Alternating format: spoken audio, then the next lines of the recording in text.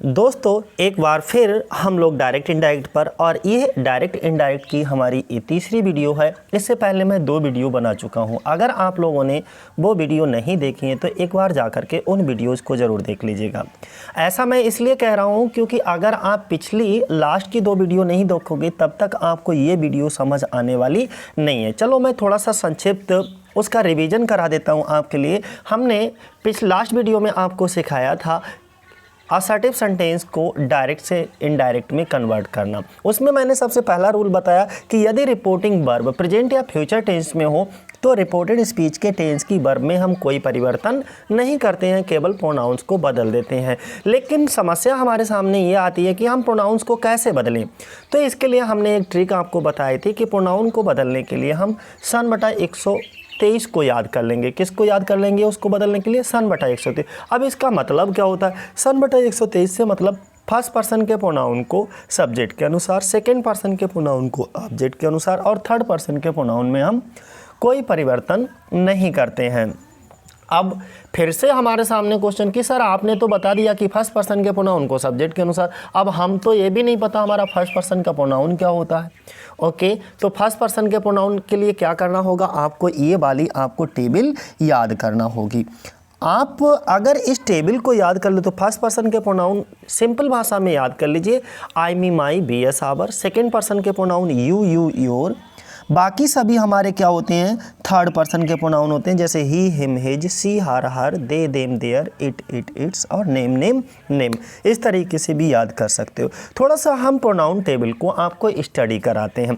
Actually जो pronoun table होती है वो बहुत ही इंपॉर्टेंट होती है। इसमें हम बात करेंगे पहले पर्सन की, फिर सब्जेक्टिव प्रोनाउन हमारे कौन से होते हैं, इसके बाद ये वाले जो होते हैं हमारे ऑब्जेक्टिव प्रोनाउन होंगे, और ये सभी हमारे पजेसिव एडजेक्टिव कहलाते हैं। ये पजेसिव प्रोनाउन इस लाइन में हमने जितनी भी लिखे हैं वो सभी हमारे पजेसिव प्रोनाउन हैं, और ये जो है वो सब रिफ्लेक्सिव प्रोनाउन कहलाते हैं। अच्छा, इसको जो फर्स्ट पर्सन सिंगुलर की अगर बात करेंगे, फिर सेकेंड पर्सन सिंगुलर और इसके बाद थर्ड पर्सन सिंगुलर मेल में। तो हम थोड़ा सा पहले सभी सिंगुलर प्रोनाउन को, फिर प्लूरल प्रोनाउन को, फर्स्ट सेकंड थर्ड, ओके, इस तरीके से हम सीखेंगे। बहुत ही सिंपल वे में इस टेबल को बनाया गया है। ज़रा एक बार को हम समझाते हैं इस टेबल को। जो फर्स्ट पर्सन के सिंगुलर प्रोनाउन होते हैं, आई, me, my, mine, my self.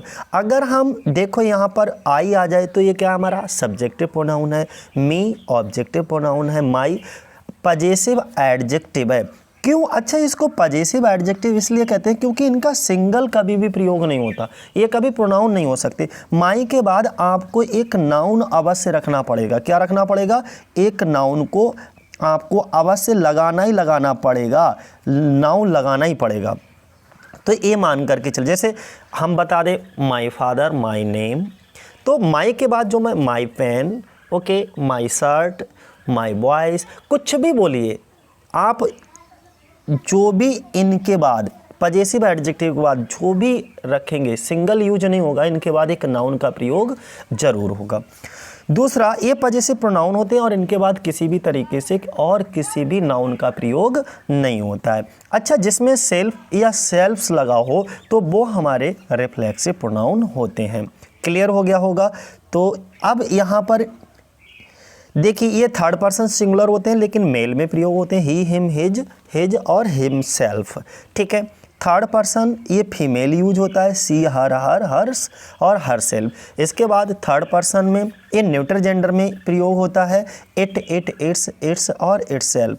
First person plural कौन सा होता है? We, us, our, ours, ourselves. और second person plural you, your, yours और योरसेल्फ। थर्ड पर्सन प्लूरल कौन कौन से प्रोनाउन होते हैं हमारे? They, them, their, theirs, themselves. तो आपको अब प्रोनाउन टेबल अच्छे से पता चल गई होगी कि हमारी प्रोनाउन टेबल आखिर क्या है। क्लियर है?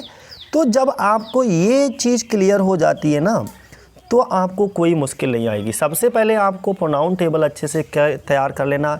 हमने अपने सभी बच्चों को, जब मैं ऑफलाइन कोचिंग दे रहा होता हूँ तब आप सबको क्लास में ही ये चीज़ें लर्न करा देता हूँ, जो बेसिक चीज़ें होती हैं, जैसे प्रोनाउन टेबल, और शायद मैं उम्मीद करता हूँ कि सभी बच्चों को याद भी होगी। I me my, we us our, you you your, और he him his, she her her, they them their, it it its, name name name. इस वीडियो को देख करके जितने भी बच्चे हैं सभी अपना रिवीजन कर लें, बस एक बार आपको रिमाइंड हो जाएगा इन चीज़ें और फिर आपको क्लियर हो जाएंगी। मैं एक्सरसाइज भी कराऊंगा, थोड़ा सा रूल्स को रिवीजन करा दूं।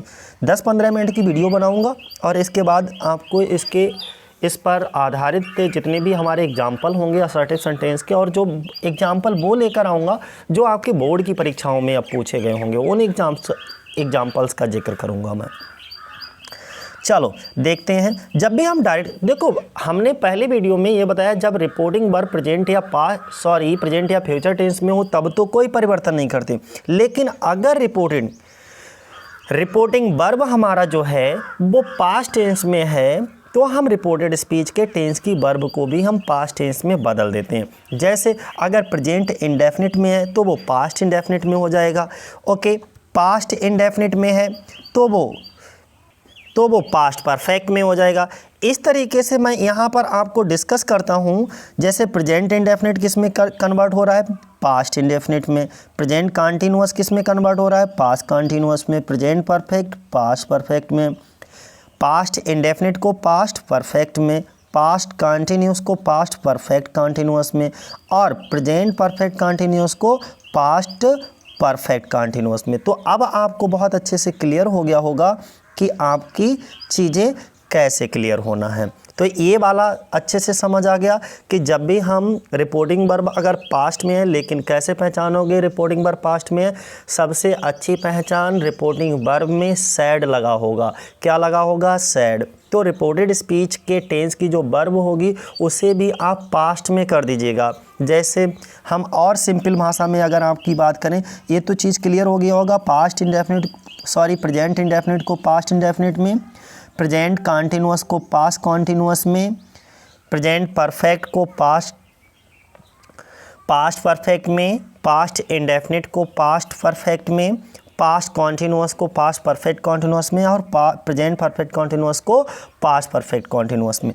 तो अब नेक्स्ट अगर हम बात करें, थोड़ा सा सिंपल भाषा में हमने इसको यूज़ किया है। मैंने क्या बताया आपको, ये चीज़ बार बार अपने दिमाग में, मैंने कहा 2 चीज़ें आपके दिमाग में जो बेसिक रूल है वो रहना ही चाहिए।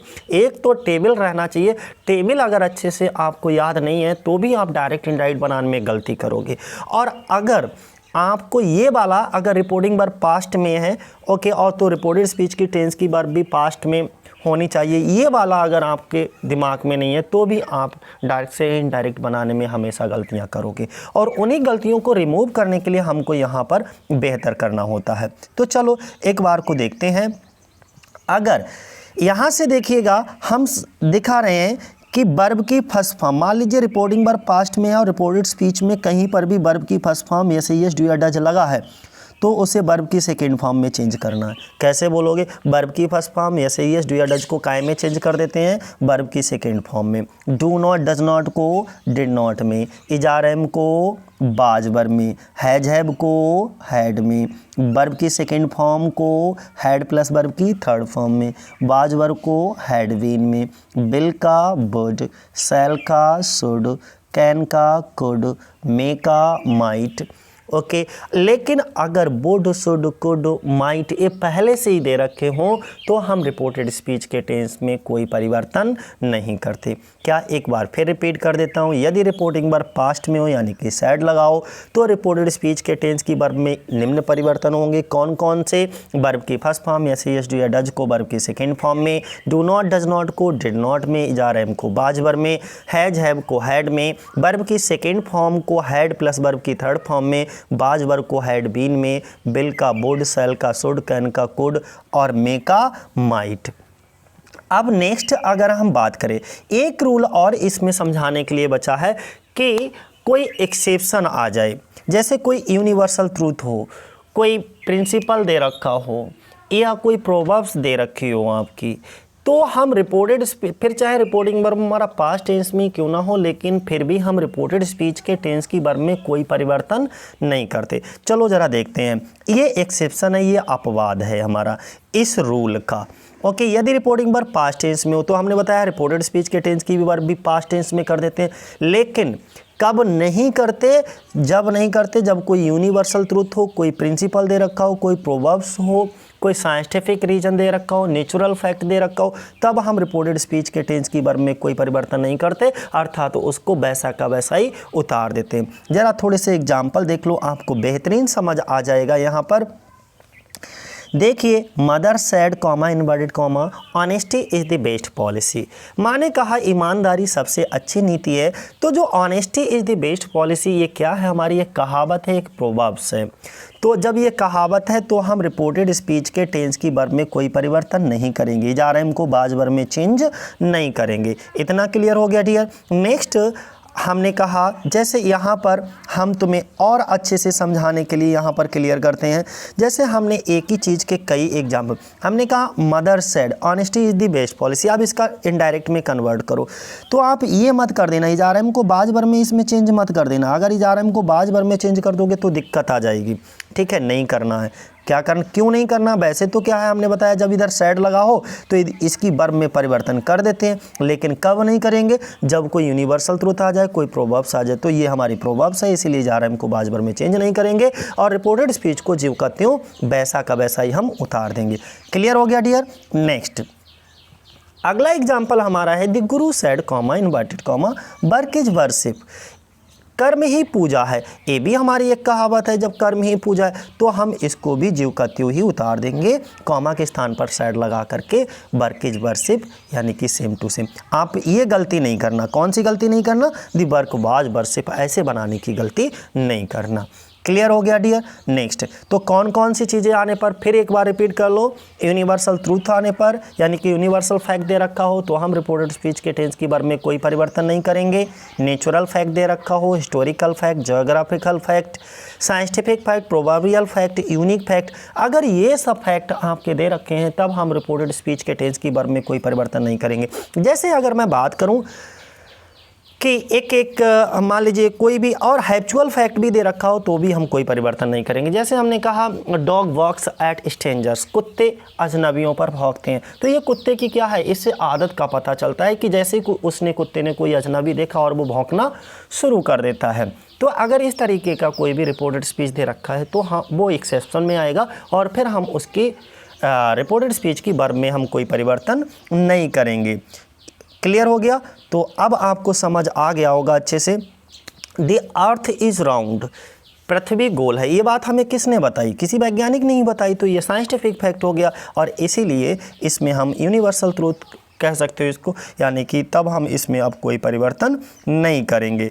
अब हमने कहा the teacher said Kalidas is the Shakespeare of India. ये ऐतिहासिक फैक्ट है। कालिदास को भारत का शेक्सपियर कहा जाता है, तो भारत का शेक्सपियर कहा जाता है तो ये हिस्टोरिकल फैक्ट है। ओके, तब भी हम इसमें कोई परिवर्तन नहीं करेंगे। Okay, Mohan said where there is a will there is a way, जहाँ चाहा है वहाँ रहा है। ये भी एक क्या है, प्रोवर्ब्स है, तो हम इसमें कोई परिवर्तन नहीं करेंगे। अगला अगर हम बात करें, she said I snows my alarm everyday, ये भी एक हैप्चुअल फैक्ट है। जब हैप्चुअल फैक्ट है तो भी हम इसमें कोई परिवर्तन नहीं करेंगे। The sun rises in the east, सूर्य पूरब पे निकलता है, तो ये भी एक यूनिवर्सल ट्रूथ है, हम इसमें कोई परिवर्तन नहीं करेंगे। Water boils at 100 degree Celsius, scientific truth है, इसमें भी हम कोई परिवर्तन नहीं करेंगे। तो अब समझ आ गया कि मैंने बहुत सारे एग्जाम्पल आपके सामने ला करके रख दिए। ओके, इतने सारे एग्जाम्पल्स को आप अगर स्टडी करोगे तो कोई दिक्कत नहीं होगी। कौन कौन से, sun rises in the east, the sun earth 2 and 2 makes 4, या the bad carpenter quarrels with tools, नाच अनजाना आंगन टेढ़ो, कहावत सुनी होगी आपने कि काम तो खुद करना नहीं आता। ओके, औजारों को गाली दो। तो ये सब चीज़ें क्या है आपको समझ आ रही होंगी कि ऐसी स्थिति में हम रिपोर्टेड स्पीच के टेंस की वर्ब में कोई परिवर्तन नहीं करते। दोस्तों, उम्मीद करता हूँ आपको ये वीडियो थोड़ा सा समझ आया होगा। ओके, और बाकी आप लोगों ने सारी क्लासेस ऑफलाइन तो ली ही हैं, ऑफलाइन एक बार हमने आपका, क्योंकि इस समय सब लॉकडाउन चल रहा है तो मैंने सोचा बैठे बैठे आपको थोड़ा सा रिवीजन ही करा दूँ। ओके, क्योंकि खाली बैठे शैतान दिमाग जो है वो शैतान का घर होता है।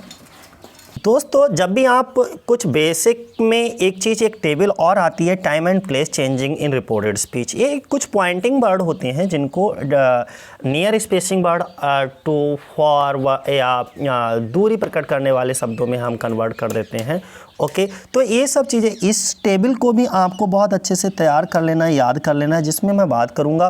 देखो, नाउ का क्या हो जाएगा, देन हो जाएगा, हेयर का देयर, हेयर आफ्टर का देयर आफ्टर, दिस का डैट, दिस का दोज, एगो का बिफोर, दस का सो, टुडे का डैट डे, टुनाइट का डैट नाइट, लास्ट नाइट का दी प्रीवियस नाइट। जहाँ जहाँ पर भी लास्ट हो वहाँ पे प्रीवियस कर देना, जहाँ जहाँ पर भी नेक्स्ट हो वहाँ पे, यानी कि जहाँ जहाँ पे टू लगा हो वहाँ पे नेक्स्ट कर देना है बस।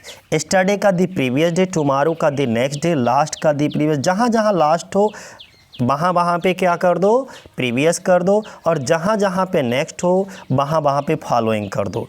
ठीक है, अब तो हितर का थिटर और हेंस का देंस शायद आपको बहुत अच्छे से क्लियर हो गया होगा। अब थोड़ा सा इसकी एक एक्सरसाइज के बारे में मैं थोड़ी सी जानकारी दूंगा, क्योंकि वीडियो लंबा हो रहा है, इसीलिए यहीं पर समाप्त करेंगे हम। जैसे she said comma inverted comma, I said Mary yesterday. अब देखो, हमने क्या बताया कि हम थोड़ा सा आपको कि पॉइंट स्पेसिंग वर्ड हमारे कैसे होते हैं। जैसे स्टरडे को अब यहाँ पे किस में चेंज कर दिया गया है, दी डे बिफोर में, या स्टरडे को हम किस में चेंज कर सकते हैं, दी प्रीवियस डे में भी चेंज कर सकते हैं। मान लीजिए यहाँ पे हेयर आ गया, तो हेयर को किस में चेंज कर दिया, देयर में चेंज कर दिया, हेयर को देयर में चेंज। तो अब समझ आ गया अच्छे से, तो बस यही समझना। और दिस का क्या हो जाएगा, डैट हो जाएगा। देखो, दिस का यहाँ पर क्या है, दिस का डैट है, स्टरडे का द डे बिफोर या द प्रीवियस डे में हमने बदलने को बताया। और ये टुमारो आया है, टुमारो को किस में चेंज करोगे, ये दिखाई दे रहा होगा आपको, टुमारो को किस में चेंज कर देंगे, दी नेक्स्ट डे में। ओके, तो अब आपको वीडियो अच्छे से समझ आ गया होगा। अगली वीडियो एक्सरसाइज की होगी इसी के ऊपर, और वो एक्सरसाइज आपके बोर्ड पर आधारित होगी, अर्थात बोर्ड में यूपी बोर्ड की परीक्षाओं में आए हुए क्वेश्चंस को हम यहाँ पर उठाएंगे और उनको बेहतर तरीके से समझाएंगे। जय हिंद, जय भारत दोस्तों।